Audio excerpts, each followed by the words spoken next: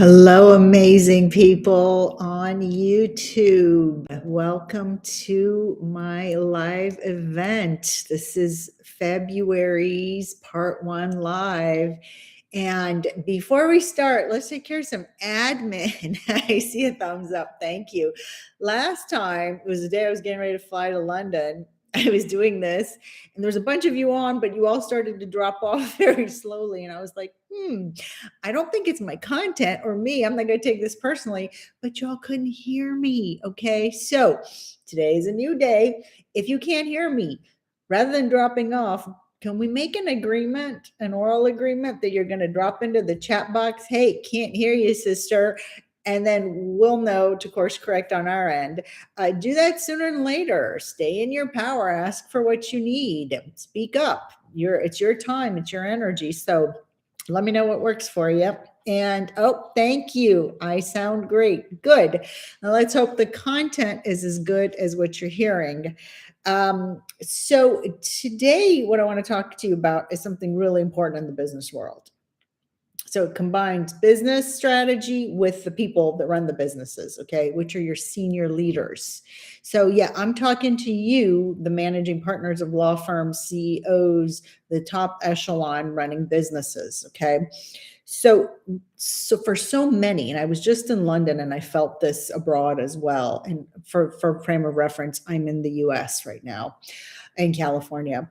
Business seems really unstable these days for a whole lot of reasons.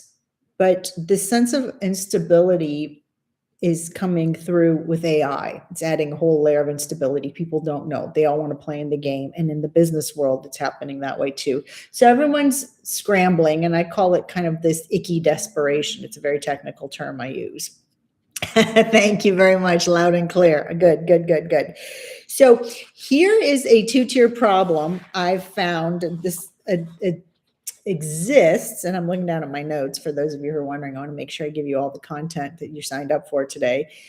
Here's a two-tier problem exists in the world of business due to this scarcity and due to this AI model and what's going on in the instability in the world. Problem number one, and this may be you, so listen up. You may be that leader that's sitting at the top of the business world, and you make a lot of money, and here's the kicker. You're kind of numb inside, kind of numb or really numb. Some might make it seem like you're kind of dead inside, okay? And you're unfulfilled. So you have to pay for your kids' Ivy League education, perhaps.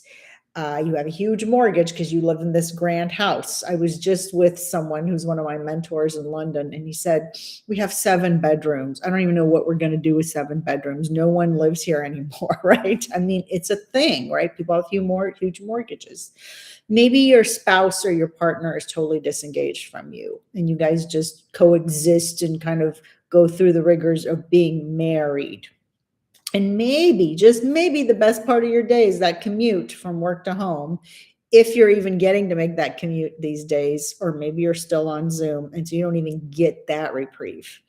So you're stuck at work, and every once in a while you'll get a thought of, what if I didn't have this job? But you can't think that because you're a powerful leader. People are counting on you, and you've got these golden handcuffs, as we call them, right? So maybe that's you. That's problem number one. How do I know that problem so well?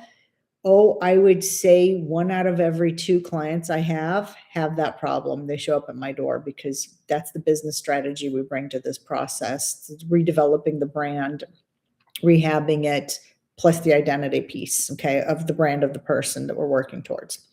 That's how I know problem number 1 so well. Problem number 2 is, even if you don't have problem number 1, there will likely, for sure, come a time in 2026. I'm calling it, count it today, when at least 3 of your senior leaders, your law firm senior associates, whatever you want to call them, whatever industry you're in, are going to leave.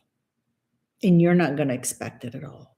You're going to be sitting there like, where did these people go? And this is what I call that, your $3 million problem. Why 3 of them? Here's my experience working in law firms as a coach And having been that person, when the first person leaves, the other two leave because now they have permission. This is not quiet quitting, by the way. This is your $3 million problem, and here's why. And here's how I know this. I was one of those people. I'll talk about that in a second. And I've sat and I've talked to people that I'm dear friends with, where I've worked with them in the past, going, can you believe so-and-so quit? Can you believe so-and-so quit after him or her? This is real. Okay. So if you don't have the first problem, you may have the second problem. You may have both. Okay. It's not likely that you have neither. And I know that I sound dramatic, not dramatic, just real. Okay. Bringing it to you live and real. Here's the data you need to consider. Every time you have to replace that senior leader, it costs you 3 to 4 times their annual salary. Okay. And they're getting paid a lot of money. And that's actually what literally will show up on your balance sheet. So something like $1 million plus to replace each leader times 3. That's your $3 million problem. Here's what doesn't show up that's a lot more dangerous than your $3 million problem. And you're like, oh my gosh, there's more. It could get worse. Yeah, I'm being honest with you today. Client trust just poof, goes away. People don't trust anymore in your law firm, in your organization. Where did that person go? They were my contact person. They were my top gun. They were my lawyer handling this. Institutional knowledge disappears with it, right? That is so crucial. We've always talked about that in the HR realm, but here in this realm, you're losing client trust and institutional knowledge. Strategic initiatives really just stall. They stop. Well, he was in charge of that. She was in charge of that. They're gone. And people are standing there going, not my problem.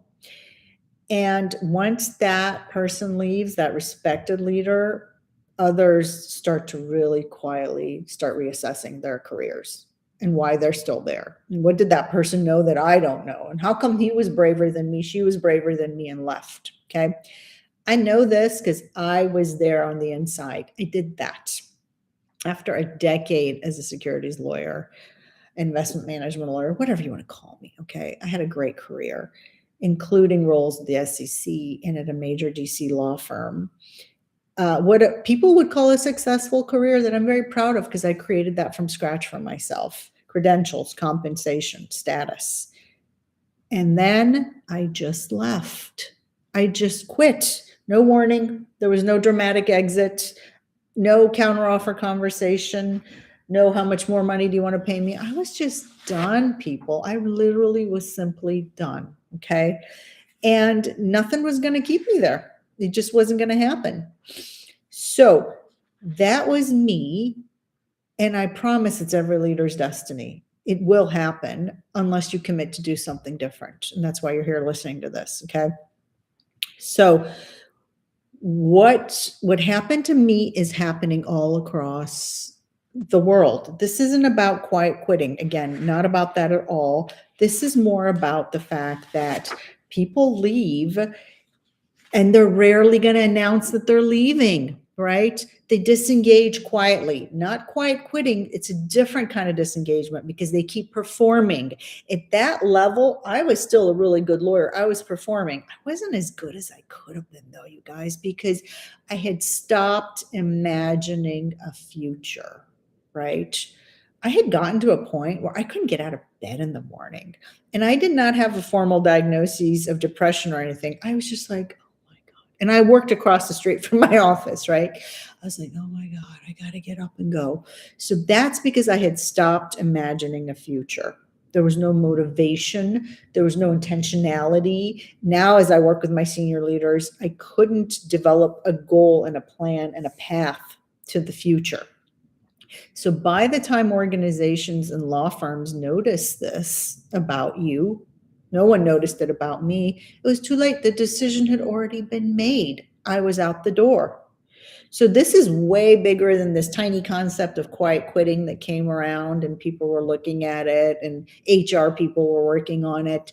This is deeper and bigger, and the impact point is $3 million and beyond, okay? So why is this a problem, okay? Which is why we want to talk about the emotion aspect of it, right? But this is really a business strategy you're looking at. Don't look at this as woo woo. That's not what I'm talking about. That's not the point. That's not me. I'm a business strategist and a coach that shows up. It's this problem, and this is what I see over and over again. I've got this, okay? Both the problems that I've noted start with a very specific mentality those senior leaders have that you as the managing partner probably have too. Some of the most successful leaders and lawyers have an I've got this mindset. They think, I don't need help. I got this no matter what. I'm going to make it happen.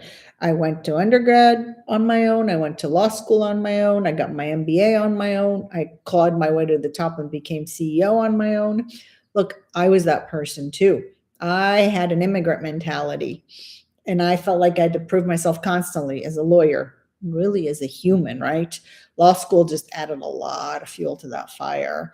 It became my unhealthy competitive side really came out. And I was the mindset of rest was something stupid. And I would do that when I was dead, right?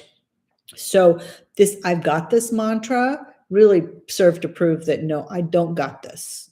And if you're listening to this and you've got people who are reporting to you that walk around with this fire, but it's not really a healthy fire. It's hours of sitting there unproductive because you've got this, right? It still happens in the world. 20 some years after I disengaged, I stopped seeing a future and I just walked out the door.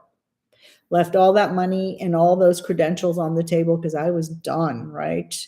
So if this is you, and if this is your team, and you're probably like, how do I know if it's my team? Right. That's for the part 2 where we're going to get there. For now, I need you to just stop and think about this. I've got this mentality. Okay. Here's what's going to get in the way of you becoming profitable as a business, as a law firm in 2026. There are a ton of ineffective law firms and businesses that are online with this slop, right? They're just putting stuff out there and they're not as good as you and your business, perhaps. I know they're not actually. And they're taking away your business because they've got this slop they're putting out there and it's not quality, but they're getting attention.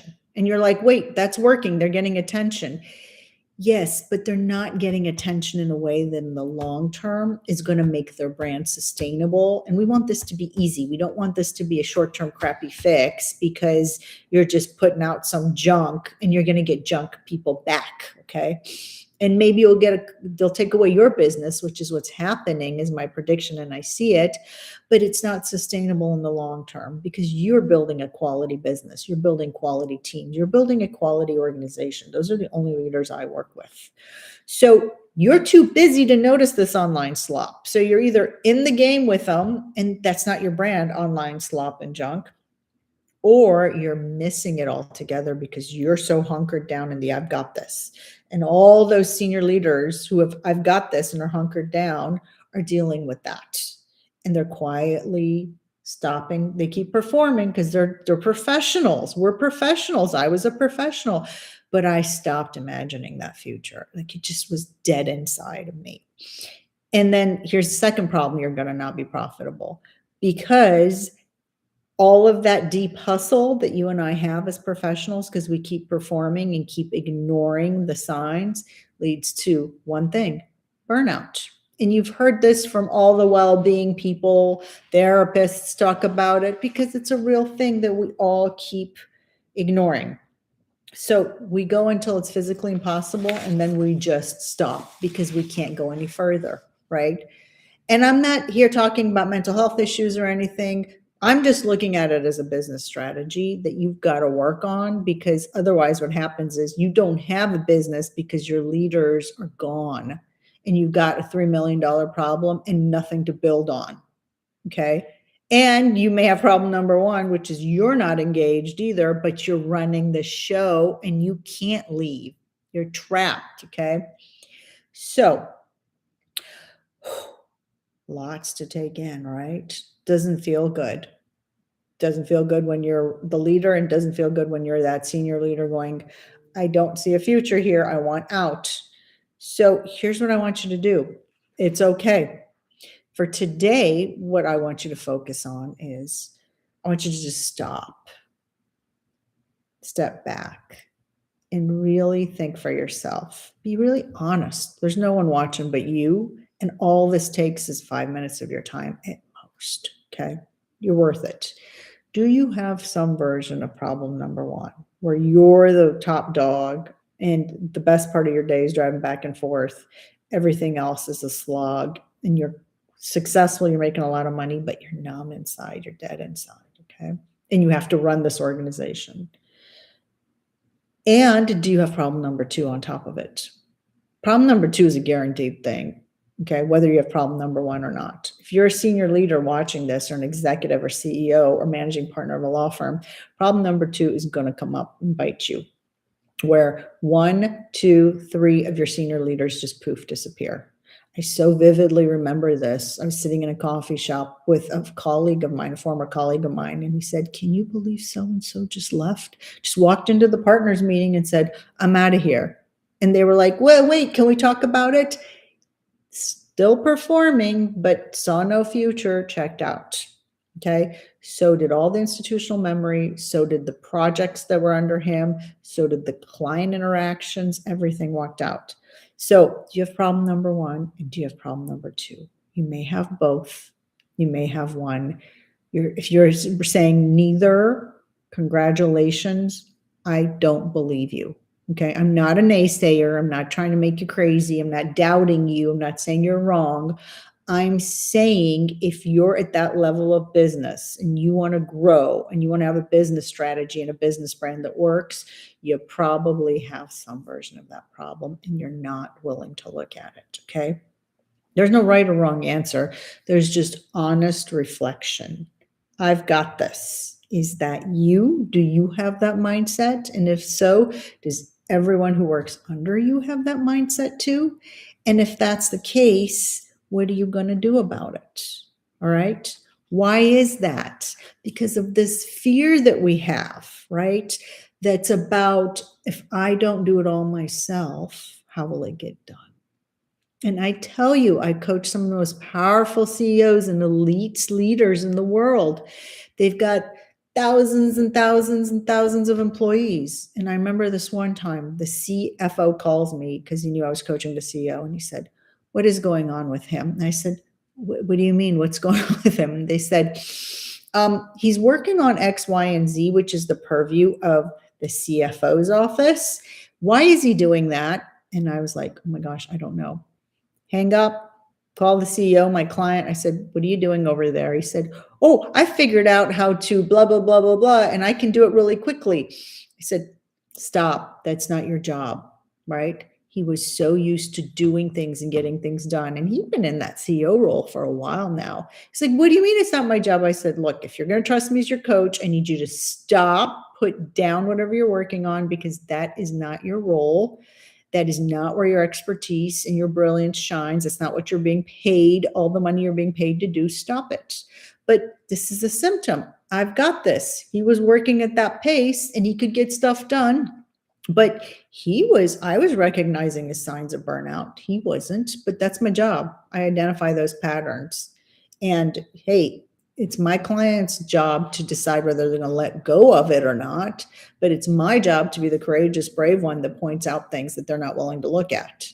So I've got this. Is that you? Are you building a culture of I've got this, which comes from fear of not being good enough, not being able to get it all done, of some deep-seated place, just like I had, of, oh my gosh, I have to do this perfectly, because perfection is rewarded by my parents, and I feel safe when I'm doing everything really well. And it's something I see in all of us lawyers. It's like, which came first? Were we all perfectionists and we decided to go to law school, or did we end up in law school and become more of a perfectionist? It's the former, in my belief. So that comes from deep-seated fear of not good enough. I've got to do this. I've got this. I can take care of this. And then burnout follows. And then you're missing the boat on all the people that are out there putting online slop out there that's not going to actually be effective, but they're taking away your business anyway. And that's a shame. It's a shame. And it's hitting your bottom line, your balance sheet. I see this all the time. So where are you going to learn to be courageous? Where are you going to stop right now? All I want you to do is just with courage, because you can be braver than this fear. Look at it and go, do I do this? I've got this stuff. Is I've got this my motto? And am I looking around? Have I developed a company and a brand and a senior leadership workforce with no vision, but I've got this? And how close are they to burnout? And how many $3 million problems do I have that's pending? Okay, so be brave. This is the stuff you got to look at. This is not woo-woo. This is not magic. This is real business strategy that impacts the business brand and impacts the output and impacts 2026 and profitability. I see this all day long. This is my expertise. So for now, just stop. Do you have problem number one? Do you have problem number two? Do you have I've got this fear of not being the good enough CEO, not being the good enough senior leader, of not showing up enough, not leading well enough? And where does this fear come from? And how can you replace this fear with some courage in the moment? Small baby steps. Okay? That's all I'm asking you to do right now. Nothing more, nothing less. So how does that land on you? This is the year of the horse, fire horse. Okay, I don't know much about astrology, but I do really feel this year, the lunar calendar that just brought in, this bringing of growth and awakening and momentum. Okay, this is not a sprint year. 2026 in business is not meant to be hightail it and go fast. That's called burnout. Stop and think about when you're riding a horse. Just play with this notion, right? Riding a horse requires presence and balance. It requires the fact that you understand that you can't hold those reins so tight and try to control every step. I've got this doesn't work on a horse. You also can't go slack and really disengage. There's a harmony there when you ride the horse. So it's a year of really moving and embodying what you want your senior leadership team and all those in your company and in your law firm to really do. So taking action while staying regulated, while noticing when your central nervous system is all off. All that means is that you're freaking out. You're not breathing. You're not flexible. You're not responsive. You're not making sharp decisions. You're making decisions from fear. You're firing and hiring from fear. You're stuck, right? So it's about kind of sitting back into the saddle, melting into the saddle, and allowing it to be what you need it to be, right? So taking aligned action in 2026, not joining the online slop, but stepping back and looking at it from a place of regulated nervous system and adjusting, getting feedback like this YouTube, right? Live, saying, carving out the time to really look at it and stepping through that fear and trusting yourself. Other people are trusting you. Do you trust you? Okay. So giving you a lot to think about for this YouTube Live, right? Next week, part 2. I want you to sit in the inquiry, what I've asked you to do for part 1. We're going to explore what we explored today. Really wasn't about doing more or fixing yourself or your employees.